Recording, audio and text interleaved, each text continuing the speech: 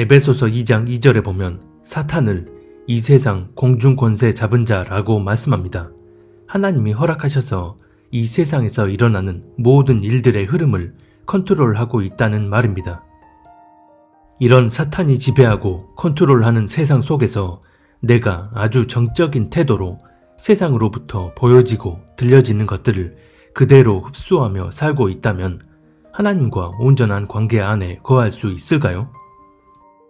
사탄이 사람의 내면을 타락시키고 미혹시키는 가장 강력한 도구는 바로 미디어입니다.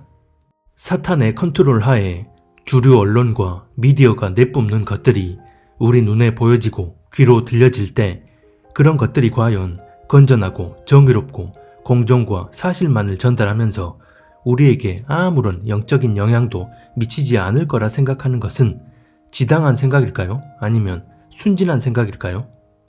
그런데 대부분의 크리스찬들은 내 눈으로 보여지고 귀로 들려지는 것들을 아무 생각 없이 보고 들으며 다 흡수해버립니다.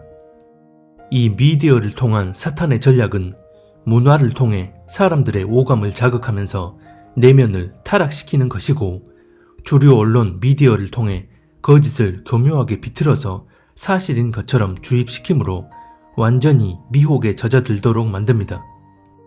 이처럼 우리 내면을 타락시켜서 실상은 하나님에게서 끊어놓고자 하는 게 목적인 사탄이 미디어를 통해 이렇게 우리 눈과 귀를 자극하는데, 그냥 내 눈에 보여지는 대로, 내 귀에 들려지는 대로 아무런 조치도 취하지 않고 내버려 둔다면 과연 하나님 앞에 합당한 중심으로 하나님과 동행하는 삶을 살 수 있을까요?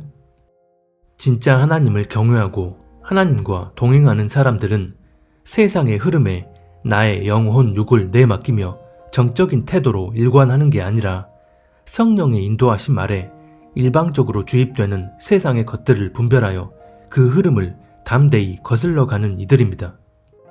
가만히 앉아서 내 눈에 들어오고 내 귀에 들려지는 것들을 아무 생각 없이 그대로 흡수하는 게 아니라 내가 능동적으로 봐야 할 것을 찾아서 보고 들어야 할 것을 찾아서 들음으로 바르게 알고 분별하는 일이 이루어진다는 것입니다.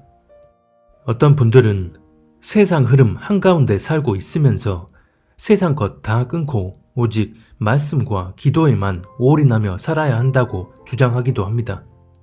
그런데 아무리 그런 마음을 갖는다 해도 세상으로부터 오는 것들을 일절 내 눈과 귀에 들어오지 못하게 할 수 없기에 어떤 식으로든 세상의 가치 흐름에 영향을 받을 수밖에 없습니다.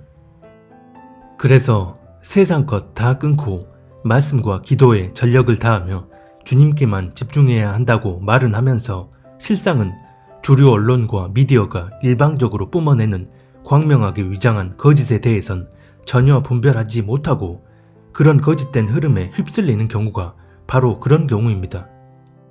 진짜 성령의 인도하심을 받으며 나아가는 이들은 세상 것 다 끊고 말씀과 기도 행위에만 올인하는 게 아니라 세상으로부터 일방적으로 주입되는 것들을 거슬러 봐야 할 것을 보고 들어야 할 것을 듣게 되므로 바르게 분별하고 미혹되지 않게 되는 것입니다. 이렇게 되려면 반드시 스스로를 겸비하게 돌아볼 줄 알아야 합니다. 그래야 오히려 늑대 피하려다 호랑이 만나지 않을 수 있습니다. 즉, 일방적으로 주입되는 주류 미디어를 거슬러 능동적으로 찾아서 보고 듣는다 하면서 오히려 더 큰 미혹에 빠져들지 않게 된다는 것입니다. 하지만 많은 그리스도인들, 특히 하나님의 일에 올인했다는 사역자들을 보면 대부분 이런 세상 흐름에 자기 존재를 완전히 내맡겨 버리는 경우가 대부분입니다. 아침부터 저녁까지 사역을 한 후 집에 와서 TV를 틀어놓고 공중파 뉴스에 몰입하면서 미디어로부터 나오는 모든 것들을 아무렇지 않게 보고 듣고 흡수해버립니다. 또 세상의 자극적인 문화들을 당연하다는 듯이 보고 들으며 그런 문화에 쉽게 젖어듭니다. 그러면서도 스스로는 사탄이 짜고 치는 이 세상의 프레임에 걸려있는 것조차 알지 못한 채 그냥 보여지고 들려지는 것이 아닌 능동적으로 찾아서 보고 들은 것들을 누군가가 말해주면 그것을 되려 미혹됐다 여기며 사탄이 짜고 치는 프레임에서 벗어날 생각조차 하지 못합니다. 대부분의 그리스도인들은 본인들이 이런 세상의 프레임에 갇혀 있는지조차 인식하지 못합니다. 그래서 악을 선하다 하고 선을 악하다 하는 사탄의 전략이 그대로 먹혀들고 있습니다. 하나님의 일을 하는 사역자라면 더더욱 보여지고 들려지는 것들로부터 내 눈과 귀를 철저히 관리하여 세상 가운데 하나님의 마음과 뜻을 온전히 실현할 수 있어야 합니다. 자칫하면 본인이 맹인이 된 것도 모자라 다른 이들까지 맹인으로 만들어 함께 구덩이에 빠지게 만들 수 있기 때문입니다. 그런데 목회자도 그렇고 하나님의 사역을 한다는 이들 중 상당수가 사탄이 짜고 치는 프레임에 걸려들어 내 눈에 들어오는 현실에만 국한된 아주 근시안적인 사고와 세계관을 가지고 있다는 것은 그만큼 하나님을 경외함으로 하나님의 뜻을 헤아리고 그 뜻대로만 나아가려는 100%의 중심이 아니라는 것을 의미합니다. 하나님은 우리가 가진 중심에 맞게 보이는 현실의 이면에 존재하는 영적인 본질을 바로 볼 수 있는 분별력과 사고력을 허락하십니다. 2020년이 시작되자마자 7, 80년을 사신 어르신들조차 태어나서 단 한 번도 경험하지 못했다고 하는 일을 지금 전 세계적으로 겪고 있는데도 지금이 성경적으로 어떤 시대인지조차 전혀 가늠하지 못한다는 것은 그리스도인들의 영적인 사고와 분별력이 얼마나 편협해져 있는지를 여실히 보여줍니다. 계시록 2장과 3장에 나오는 7교회 중 3교회는 하나님을 위한 이런저런 열심과 의로운 행위들이 많았지만 회개하지 않으면 심판하실 거라는 무서운 책망의 말씀을 듣습니다. 만약 표면적인 행위들 자체가 하나님이 판단하시는 기준이었다면 새 교회는 하나님께 책망받을 순 있더라도 천국에 대한 보장은 해주셨을 것입니다. 허나 주님이 내리신 그 책망은 단순한 책망을 넘어서 회개하지 않으면 토하여 내치겠다, 촛대를 옮겨버리겠다는 것이었습니다. 즉 그들이 아무리 이런저런 행위를 많이 했더라도 하나님 앞에 불의한 중심을 돌이켜 회개하지 않으면 지옥 심판을 피할 수 없다는 것입니다. 왜 이것이 무서운 말일까요? 그들은 스스로가 의식적으로 하나님을 저버렸다 생각한 적이 없었습니다. 이와 동일한 상황이 마태복음 7장에도 보면 나옵니다. 그날에 많은 사람이 나더러 이르되 주여 주여 우리가 주의 이름으로 선지자 노릇하며 주의 이름으로 귀신을 쫓아내며 주의 이름으로 많은 권능을 행하지 아니하였나이까 하리니 그때 내가 그들에게 밝히 말하되 내가 너희를 도무지 알지 못하니 불법을 행하는 자들아 내게서 떠나가라 하리라. 마태복음 7장 22-23. 이들이 주님 앞에서 심판을 받을 때 그들 나름대로 억울한 면이 있었을지 모릅니다. 자신들은 분명 주님의 이름으로 이런저런 행위를 많이 했기 때문입니다. 하지만 그들은 결국 지옥 심판을 받습니다. 그들의 행위 자체의 여부가 아니라 하나님 앞에 어떤 중심이었느냐가 본질이기 때문이고 결국 그들의 중심이 하나님 앞에 합당하지 않은 중심이었기 때문에 그들의 표면적 행위가 아닌 그 온전치 못한 중심에 의해 지옥 심판을 피할 수 없었던 것입니다. 디모데전서 4장에 보면 이런 말씀이 나옵니다. 그러나 성령이 밝히 말씀하시기를 후일에 어떤 사람들이 믿음에서 떠나 미혹의 영과 귀신의 가르침을 따르리라 하셨으니 디모데전서 4장 1절. 여기서 보면 어떤 사람들이 믿음에서 떠나 미혹하는 영과 귀신의 가르침을 따른다고 말씀합니다. 이 말씀은 육적인 차원이 아닌 영적인 차원에 관한 말씀입니다. 이에 대해 4장 3절은 이렇게 말씀합니다. 혼인을 금하고 어떤 음식물은 먹지 말라고 할 터이나 음식물은 하나님이 지으신 바니 믿는 자들과 진리를 아는 자들이 감사함으로 받을 것이니라. 디모데전서 4장 3절. 이 말씀을 보면 미혹하는 영과 귀신의 가르침을 따른다는 게 무엇을 의미하는지가 드러납니다. 믿음에서 떠나 미혹의 영과 귀신의 가르침을 따른다고 할 때 대놓고 하나님을 부정하면서 다른 것들을 섬기게 만드는 그런 가르침이 아니라 하나님 예수님을 믿는 겉모양을 한 채 악을 선하다 하고 선을 악하다 하게 만듦으로써 결과적으로 하나님의 뜻을 거스르는 가르침으로 그들을 미혹한다는 것입니다. 즉, 대놓고 하나님이 아닌 다른 걸 섬기라고 가르침으로써 믿음에서 떠나게 만드는 게 아니라 하나님이 옳다 여기시는 것들을 금하고 하나님이 가증히 여기시는 것을 허용하는 등 선악의 기준을 멋대로 정의해 버리도록 만드는 것입니다. 이들의 겉모양은 다 하나님을 믿는 모양을 하고 있습니다.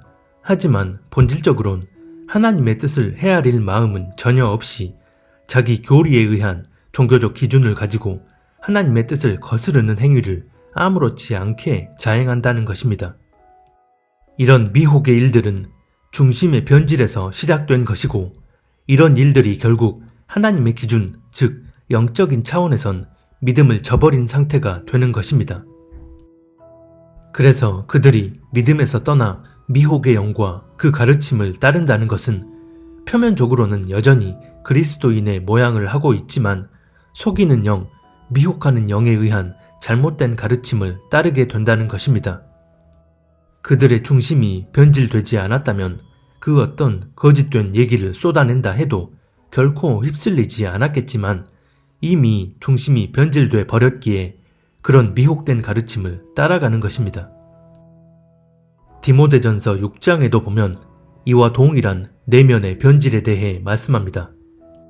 디모데야, 망령되고 헛된 말과 거짓된 지식의 반론을 피함으로 내게 부탁한 것을 지키라. 이것을 따르는 사람들이 있어 믿음에서 벗어났느니라.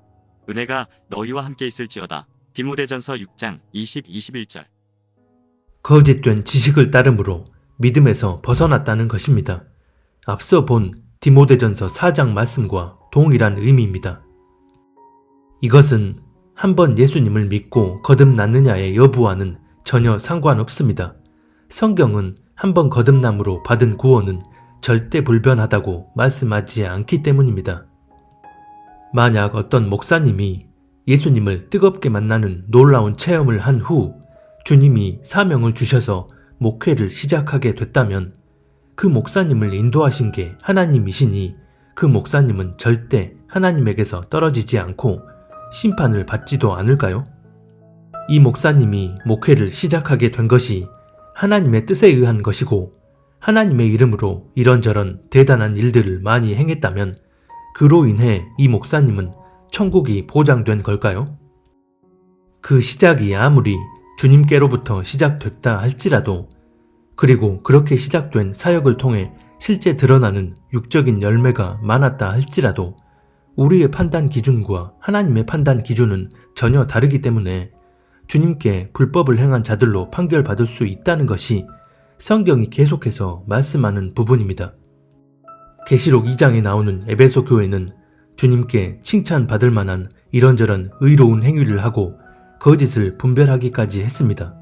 그런데 4절에 보면 아주 분명하게 나에 대한 처음 사랑을 버렸다고 말씀하고 회개하지 않으면 내 촛대를 옮겨버리겠다고 말씀합니다. 이것은 시간 순서적으로 주님께 의로운 행위를 하면서 온전한 삶을 살다가 갑자기 돌변해서 주님을 향한 사랑을 저버렸다는 말이 아닙니다. 같은 존재에게서 드러나는 내면과 외면의 차이를 말씀하고 있는 것입니다. 즉, 외적으로는 이런저런 의로운 행위를 많이 하면서 동시에 그 내면의 중심은 주님을 향한 첫사랑을 저버린 상태라는 것입니다. 이는 다시 말해 주님과의 뜨거운 첫사랑의 체험이 있지만 그 첫사랑을 잃어버리고도 얼마든 경건해 보이는 외적인 행위에 열심을 낼 수 있다는 것입니다. 구원의 시작은 주님을 인격적으로 처음 만나는 것입니다. 그리고 이 구원의 시작이라는 것은 주님과 동행의 여정이 시작된다는 것이고, 이 여정의 시작은 우리 안에 임하신 성령께서 우리 삶 가운데 역사하심으로 우리를 친히 인도해 가시는 것입니다.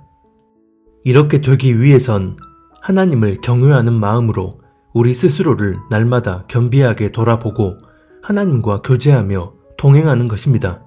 이게 안 되면 아무리 시작이 분명했더라도 여정길에서 반드시 이탈하게 됩니다. 사역도 마찬가지입니다.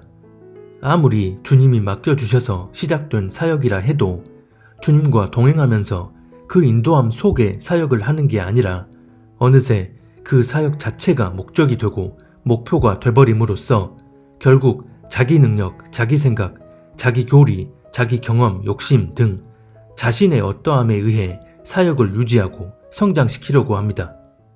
이렇게 되면 시작은 주님과 함께 했더라도 점차 성령의 개입은 줄어들게 되고 그런 변질된 마음의 틈을 미혹의 영이 파고들어 결국 인도함의 바톤이 미혹의 영에게로 넘어가게 됩니다. 그리고선 사탄이 짜고 치는 세상의 프레임에 갇혀 그 프레임에 의한 가치 기준대로 나아가는데 하나님의 말씀이 기준되는 게 아니라 세상 기준에 의한 사랑, 정의, 평화, 긍정, 연합 등의 왜곡된 가치를 추구하며 그렇게 미혹의 늪에 빠져듭니다. 그런데 문제는 교묘하게 속이는 영이 드러나는 모양은 계속해서 그 사역을 잘 이끌고 있는 것처럼 만들고 더 나아가 사역 자체를 더 키우도록 만들어줍니다. 그래서 본인 스스로 인식하지 못한 채 하나님의 뜻을 거스르는 방향으로 계속해서 나아가게 됩니다. 대표적인 예로 WCC 총회의 한국 개최를 주도했던 K 목사님의 경우 목회를 시작하게 된 간증을 들어보면 주님이 역사하셔서 죽을 병이 낫게 되는 놀라운 체험을 한 후 목회 사명을 주셨다는 부인할 수 없는 체험적 간증이 있습니다. 그리고 그렇게 목회를 시작한 이후에도 교회를 엄청나게 양적으로 성장시키고 한국 교회가 새벽 기도에 불을 쏟도록 이끈 지대한 공헌을 하기도 했습니다. 외적인 행위로만 따지면 이분보다 더 많은 열매를 맺은 분이 있을까 싶을 정도입니다. 하지만 이 목사님은 하나님이 가장 가증히 여기시는 배도 행위에 단순 가담 정도가 아니라 가장 앞장서서 한국 교회 전체가 이 배도의 올무에 걸리도록 만들었습니다. 그리고 나서도 이 목사님은 여전히 악을 선하다 하며 회개는커녕 그로 인해 한국 교회가 하나님께 큰 축복을 받게 될 거라며 엄청난 미혹의 영에 사로잡혀 있습니다. 사탄이 짜고 치는 프레임에 갇혀서 인본적 기준의 평화, 연합, 사랑, 정의 등을 추구하며 하나님을 대적하는 배도 행위를 자행하고서도 스스로 전혀 인식하지 못하는 것입니다. 그러면 이분이 이런 영적 상태로 훗날 주님 앞에 서게 된다면 주님은 당신께서 목사의 사명을 주신 거니까 또 그가 행한 이런저런 눈에 보이는 사역의 성과로 인해 칭찬을 해주시고 상급을 내려주실까요? 나는 너를 도무지 알지 못하니 불법자야 내게서 떠나가라고 판결하실 것입니다. 제 생각이 아니라 앞에서 계속 얘기한 대로 성경이 그것을 증거하고 있기 때문입니다. 그렇다면 이분이 처음에 예수님을 만난 체험을 한 것이 거듭난 게 아니라는 것을 증명하는 게 아니라 오히려 한번 거듭났더라도 우리 중심과 상관없이 성령께서 우리를 강제로 인도하지 않으신다는 것을 증명하는 것이 됩니다. 즉, 한 번 거듭남으로 구원을 받았더라도 그 한 번으로 구원이 영원히 보장되는 게 아니라는 것입니다. 예수님을 영접함으로 받은 구원은 다시 말해 삶 가운데 계속해서 우리 자신을 겸비하게 돌아보며 하나님과 동행하는 구원의 여정이기 때문입니다. 그래서 믿음에서 떠나 미혹의 영과 귀신의 가르침을 따른다는 디모데전서 4장 말씀이 적용되는 경우는 한 번 거듭난 체험을 하고 나서 변질의 과정으로 나아가는 경우입니다. 이 변질의 과정을 그대로 보여주는 또 다른 말씀이 로마서 10장에도 보면 나옵니다. 내가 증언하노니 그들이 하나님께 열심히 있으나 올바른 지식을 따른 것이 아니니라. 하나님의 의를 모르고 자기 의를 세우려고 힘써 하나님의 의에 복종하지 아니하였느니라. 로마서 10장 2, 3절. 그들이 하나님께 열심히 있지만 올바른 지식을 따른 것이 아니라고 말씀하는데 여기서 지식이란 우리가 아는 그런 지식이 아니라 성령님이 부어주시는 지식을 의미합니다. 히브리서 10장은 이렇게 말씀합니다. 우리가 진리를 아는 지식을 받은 후 짐짓죄를 범한즉 다시 속죄하는 제사가 없고 오직 무서운 마음으로 심판을 기다리는 것과 대적하는 자를 태울 맹렬한 불만이 있으리라. 히브리서 10장 26, 27절. 여기서 진리를 아는 지식을 받았다는 것은 진리의 성령이 우리 안에 내주하심으로 그 인도함이 시작됐다는 것입니다. 하지만 그 이후 성령님의 뜻을 거스르고 자기 뜻대로 나아감으로써 죄를 범하게 된다는 것입니다. 그리고 다시 속죄하는 제사가 없다는 것은 스스로 회개할 마음을 품지 못한다는 것입니다. 그래서 진리 되신 성령의 인도함을 받지 않고 오히려 그 뜻을 거스르면서도 스스로가 전혀 인식하지 못한 채 심판을 향해 돌진하고 있는 것입니다. 그 내면의 상태가 이러함에도 외적으론 하나님을 향한 열심, 즉 하나님을 위한다는 일에 매진할 수 있지만 실상은 진리를 아는 지식을 따른 게 아닌 것이고 그 일은 결국 하나님께 불순종함으로써 믿음에서 떠나는 것입니다. 그런데 대부분의 그리스도인들은 눈에 보이는 현실의 관점과 기준으로 판단하고 분별하기 때문에 중심이 타락하는 이런 과정을 분별하지 못합니다. 요한 1서 4장 3절에 보면 적그리스도의 영에 대해 말씀합니다. 이 적그리스도의 영은 앞서 얘기한 디모데전서 4장의 미혹하는 영과 동일한 목적의 영입니다. 즉 대놓고 예수님을 부인하게 만드는 것이 아니라 본질적으로 예수님의 뜻을 거스르는 길로 나아가도록 미혹하는 영을 의미합니다.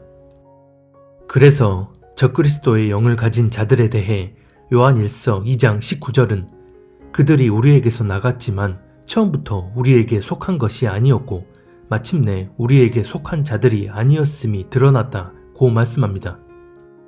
이 적그리스도의 영에 사로잡히면 하나님 예수님을 믿는다 하면서 실상은 하나님을 대적하는 행위를 아무렇지 않게 자행합니다. 다시 말해 이 적그리스도의 영은 선을 악하다, 악을 선하다 하게 만드는 영입니다. 하나님의 기준을 사람의 기준으로 대체시켜서 사람 보기에 옳고 그름의 잣대를 가지고 하나님을 대적하는 방향으로 나아가면서도 스스로 하나님을 믿는다 착각하는 것입니다. 간단한 예로 목회자나 그리스도인들이 공산주의를 대놓고 추종하거나 북한 정권은 우리가 품어야 하고 그들과 연합해서 평화를 이뤄야 한다는 경우가 그렇습니다. 이것은 어떤 단순한 정치 이념의 문제가 아니라 영적인 차원의 문제이기 때문에 실상은 악을 선하다 하는 세상의 가치 기준에 의해 하나님을 거스르는 방향으로 나아가는 것입니다. 또 동성애자들의 동성간 성행위에 대해 하나님께서 그들을 그렇게 창조하셨으니 그들의 성 정체성을 우리가 인정해주고 그들을 품어야 한다고 주장하고 그들의 결혼을 주례하기도 합니다. 초반에 얘기한 것처럼 이 세상 공중 권세 잡은 사탄이 만들어 놓은 프레임에 갇혀서 일방적으로 주입되는 것들만 보고 듣고 접하면서 그렇게 우리의 내면이 길들여지게 되면 선악에 대한 기준이 완전히 뒤바뀌어 버려서 하나님의 말씀이 아닌 세상의 기준에 맞춰지게 됩니다. 안타깝게도 오늘날 이런 교회와 그리스도인들이 너무나 많습니다. 그 시작이 성령으로 시작했더라도 삶 가운데 하나님을 경외함으로 스스로를 겸비하게 돌아보지 않고 주님과 온전히 동행하는 삶을 살지 않으므로 이런 변질의 과정으로 이어지게 되는 것입니다. 그래서 하나님을 믿는 그리스도인이라면 나는 예수님을 구주로 믿고 있으니 또 나는 예수님을 뜨겁게 만난 그런 경험이 있으니 사역자라면 내가 시작하게 된 이 사역이 하나님이 맡기셔서 하게 된 사역이니 내가 사역을 통해 이런저런 성과들을 드러내고 있으니 자신은 두말할 것 없이 천국이 보장된 사람이라 생각하는 건 미혹의 영이 역사하도록 마음 문을 활짝 여는 것과 같습니다. 그 사역 자체가 정말 하나님이 콜링하셔서 시작하게 된 사역일지라도 하나님이 바라시는 것은 그런 사역 속에서도 내 분별력과 세계관이 사탄이 짜고 치는 세상의 프레임에 갇혀 있지 않는 것입니다. 당장 내가 육적으로 하나님을 위한다는 일을 하고 있으니 거기에만 매여 있는 게 아니라 정말 하나님을 경외함으로 스스로를 겸비하게 돌아보는 그리스도인이라면 이 시대를 바르게 분별함으로써 하나님의 뜻만을 구하고 전적으로 순종하며 나아가려는 중심을 반드시 확립해야 합니다. 그런 중심이 주님 앞에 바로 설 때 세상의 거대한 미혹의 파도 속에서 우리를 철저히 구별시켜 주시고 때에 맞는 섭리대로 나아갈 수 있도록 은혜를 부어주십니다. 내가 그런 겸비한 마음을 가지고 주님 앞에 나아갔을 때 그동안 나 스스로에 대해 보이지 않던 부분을 비춰주시고 조명해 주셔서 우리가 당신 앞에 합당한 중심이 되도록 인도해 주시지, 애초에 그런 마음 자체가 없다면 하나님이 강제로 우리를 잡아 끌어서 인도해 주시지 않습니다. 출애굽기 33장 19절과 로마서 9장 15절에 보면 하나님은 은혜 베풀 자에게 은혜를 베푸시고 긍휼히 여길 자를 긍휼히 여기신다고 말씀합니다. 그 사람의 중심이 하나님의 은혜를 받을 만한 중심이 아니라면 그 사람에겐 은혜가 임할 수 없다는 것입니다. 계시록 3장 20절에도 보면 누구든지 내 음성을 듣고 문을 열면 내가 그에게로 들어가 그와 더불어 먹고 그는 나와 더불어 먹으리라 고 말씀합니다. 우리가 하나님을 경외하며 스스로를 돌아보는 겸비한 마음을 가질 때 주님이 주시는 마음과 음성을 분별할 수 있고 그렇게 주님과 교제하며 동행할 수 있습니다. 그렇지 않고 본인 스스로 무언가를 했다는 그 성취감으로 인해 또 자신은 이런저런 놀라운 체험과 간증이 있기에 그런 것들로 인해 눈이 가려져 버리고 정작 하나님이 보시는 자기 중심을 돌아보지 못한다면 이런저런 의로운 행위가 많았던 계시록의 새 교회와 주의 이름으로 이런저런 행위를 많이 했지만 주님이 모른다고 하셨던 마태복음 7장의 경우처럼 결국 주님 앞에 엄중한 심판을 피할 수 없게 될 것입니다. 지금 우리가 살고 있는 때는 우리 각자가 죽어서 천국 가냐 지옥 가냐의 문제도 있지만 주님 다시 오실 때 주님 앞에 첫 추수의 신부로 서게 될 것이냐가 어쩌면 우리에게 더 크게 당면에 있는 때일 수 있습니다. 이런 때라면 우리가 더더욱 하나님과 온전한 관계 안에 거하기 위해 우리 자신을 겸비하게 돌아볼 수 있어야 합니다. 우리 주님은 다시 오실 때 철저히 우리가 행한 대로 보응하신다고 말씀하셨습니다. 온전한 중심으로 주님과 동행함으로써 드러난 열매가 있다면 그에 맞게, 그런 중심으로 주님과 동행하지 못해서 드러난 열매가 없다면 그에 맞게 보응하신다는 것입니다. 중심의 온전함과 상관없는 종교 행위 자체를 보시는 게 아닙니다. 그런 종교 행위라면 앞에서 계속 얘기했던 것처럼 하나님 앞에 아무런 의미도 없을 뿐더러 오히려 그것이 더 하나님 앞에 가증하게 적용될 수 있음을 알아야 합니다. 우리 주님 곧 다시 오십니다. 이제는 우리가 우리 내면을 철저히 돌아보고 사탄이 짜고 치는 세상의 프레임을 거슬러 더 거룩하고 정결한 신부가 되기 위해 주님 뜻대로 주님과 동행하며 살아야 합니다. 우리가 그렇게 살 때 사탄이 짜고 치는 세상의 프레임이 아닌 하나님의 울타리 안에 거할 수 있도록 우리 안에 내주하신 성령께서 친히 우리를 인도하여 주실 것입니다. 이제라도 본인을 돌아봤을 때 그런 중심으로 살지 못했음을 깨달았다면 돌이켜 회개함으로 주님과의 관계를 다시 회복할 수 있기를 바랍니다.